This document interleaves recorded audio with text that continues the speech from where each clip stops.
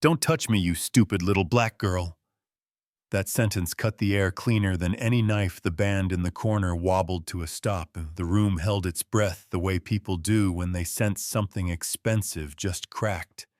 And for a second, all you could hear was a glass settle on linen and the little click of a phone slipping into record mode. I kept my hand steady because I've practiced steady. I took one dark drop off the rim, stepped back, and let silence do what it does when truth doesn't need help. We were at the Montclair Regent in Miami Beach, floors polished like a lake chandelier's throwing diamonds onto plates. The kind of night where money says hello to more money and calls it dinner.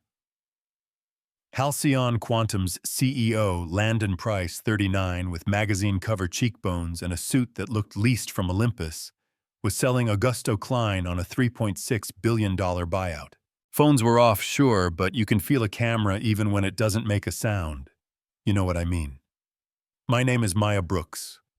On paper, I'm a server with a spotless record in real life. I'm the daughter of a nurse who wore her shoes down to the sock line, the sister of a kid named Devin whose spine took a left turn and needed metal to find its way back, the first in my family to hold a full ride, and the first to lay it down when life got loud. I work rooms like this by choice, not because the tips glitter, but because you learn things when you're the person clearing plates. Invisibility can be armor if you know how to wear it, and sometimes the balcony seat is the best view of the play. I'd seen Price before, the way he skimmed past staff, like we were pixels that hadn't finished loading. Not angry, not even bothered, more like we didn't exist in his resolution. When the Pinot kissed his cuff that night, he flinched. Then he branded me with that sentence and went right back to charming the table like setting someone on fire was a hiccup in the pitch. I said, "My apologies, sir," with the voice I keep for moments exactly like this, cool as dry ice, and moved on because I've learned grace can weigh more than anger and leave a deeper dent. Klein watched in stillness. That man uses quiet like a hammer linen suit, soft shoes that don't announce themselves, eyes that make you check your posture. Years earlier, he'd called me on a Sunday after reading an essay I wrote for a tiny fellowship. His foundation runs the kind that doesn't trend, but changes lives one at a time. He didn't offer me a job, he offered me a mirror, asked what I wanted to see in it, 10 years out.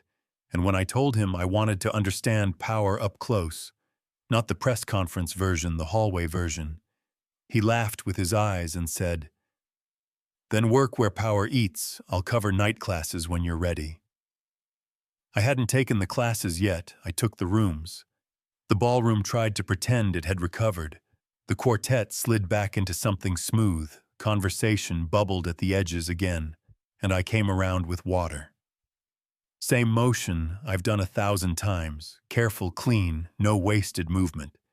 Price's hand shot out and wrapped my wrist, not hard enough to bruise, just tight enough to announce ownership. "You wait until I finish speaking," he hissed.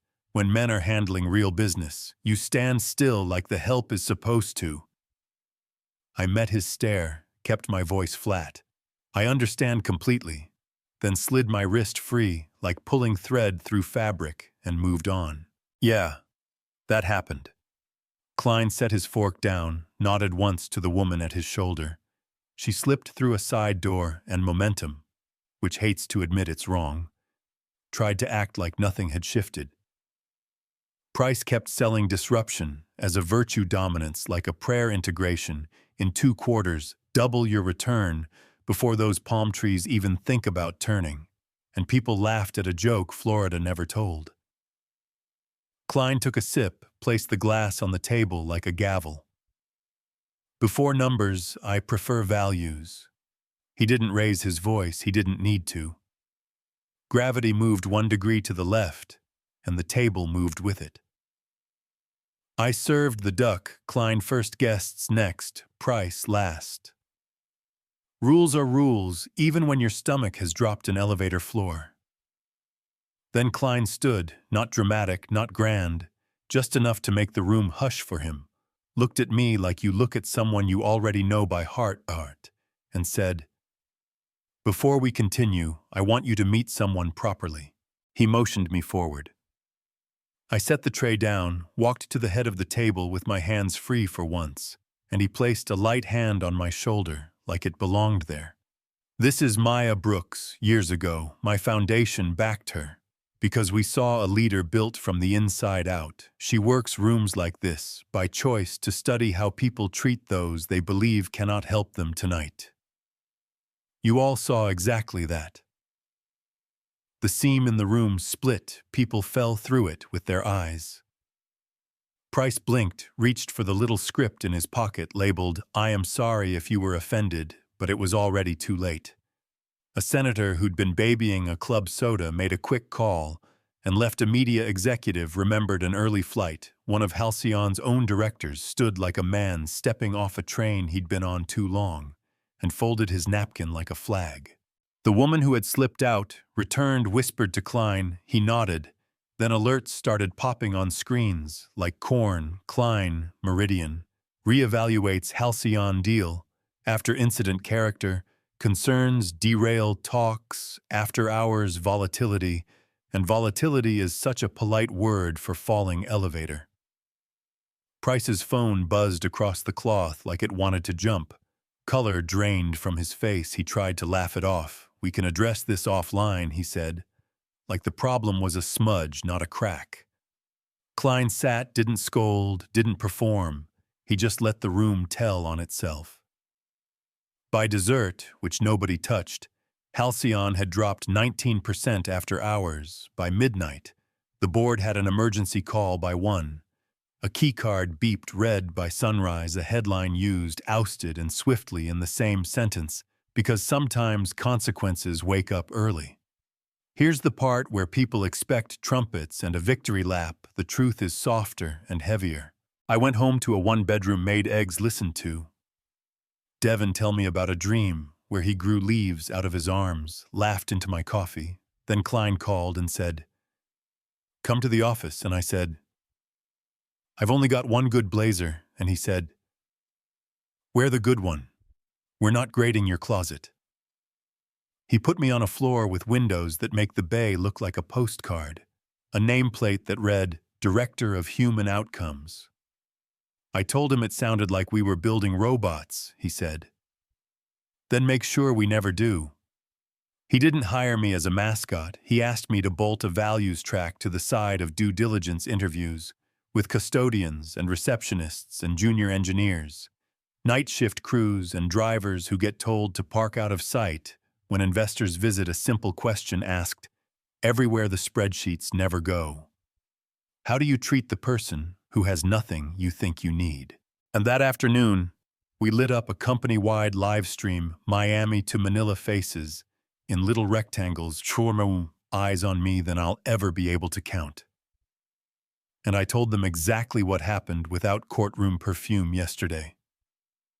A man with a title called me stupid, not because I messed up, but because he thought his title made him more human than me, I said.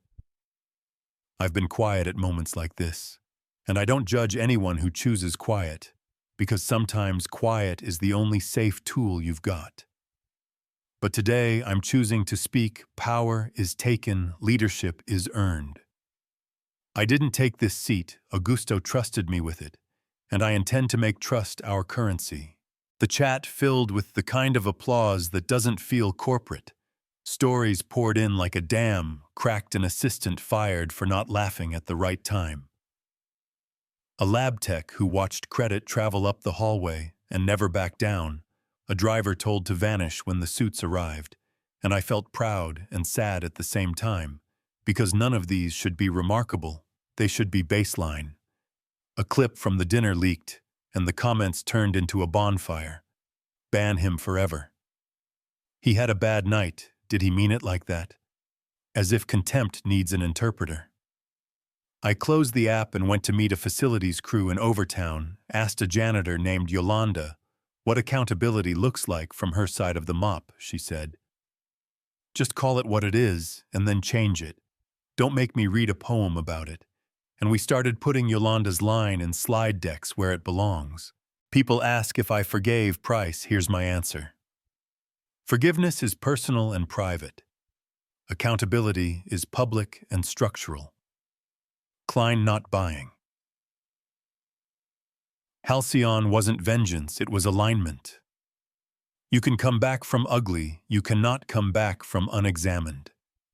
The company survived under new leadership with a letter that read like a pledge instead of PR. People stayed, people left. Some promised to build a floor that doesn't creak when someone with less power walks across it. I hope they do, I'll be checking. So here's the question I'm putting in your hands. Should someone like Price be allowed to rebuild? And what does a real second chance look like when the first chance was soaked in contempt? Where do we draw the line between a teachable moment and a pattern that tells you to walk away? Have you stood in a room that tilted like that, and did your silence land heavy enough to matter, or did it float? Tell me in the comments, push back, agree. Tell your story if you've got one. If you believe dignity is baseline, not extra credit, share this with someone who thinks titles make them more human than the rest of us, like the video, so the algorithm doesn't bury a story about values. Subscribe if you want more real case studies where character actually costs something, and I'll see you in the next one.